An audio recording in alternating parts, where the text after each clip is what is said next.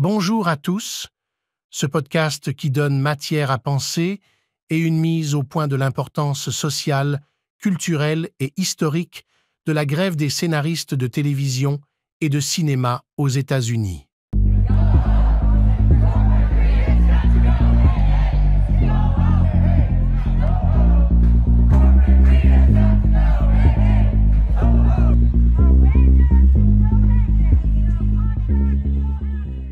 La grève de 11 000 scénaristes de télévision et de cinéma américains s'inscrit à la fois dans le cadre d'une recrudescence générale de la lutte des classes, d'une remise en cause de la mainmise des conglomérats sur la production cinématographique et télévisuelle et d'une confrontation avec l'establishment du Parti démocrate qui domine Hollywood.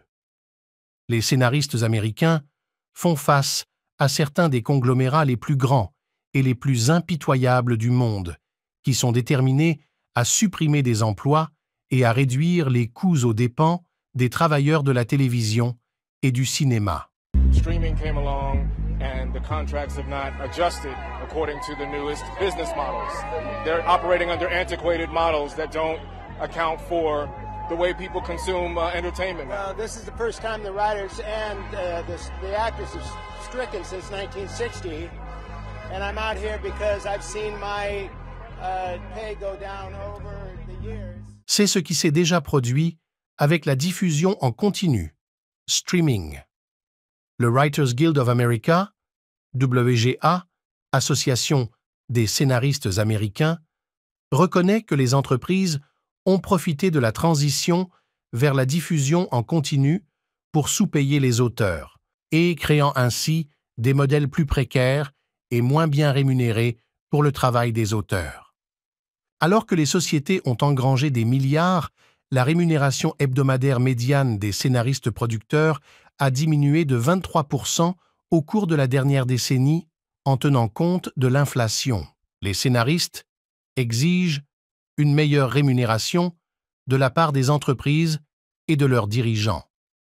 Amazon, 8e au classement Fortune 500 en 2018, a réalisé en 2022 un chiffre d'affaires de 514 milliards de dollars. Disney, 53e au classement Fortune 500 en 2022, a réalisé l'an dernier un chiffre d'affaires de 83 milliards de dollars, NBC Universal de 39 milliards de dollars, Netflix de 32 milliards de dollars, et ainsi de suite. Ces entreprises géantes sont elles-mêmes soumises à la pression incessante de Wall Street pour augmenter encore leur marge de profit. Les banques et les investisseurs exigent notamment que les entreprises de médias trouvent un moyen d'accroître les bénéfices des services de diffusion en continu. I'm very moved and I'm really overwhelmed by the level of support. I think that viewers and fans around the world totally are in our corner. They appreciate the contribution that we make in their lives, and I think that everybody believes that all workers should be compensated. Warner Brothers, you're no good. Pay your workers what you should. Le cabinet d'analyse de Wall Street Moffett-Nathanson a déclaré au début de l'année que les investisseurs et les dirigeants ont accepté le fait que la diffusion en continu n'est, en fait, pas une bonne affaire, du moins par rapport à ce qui se faisait avant.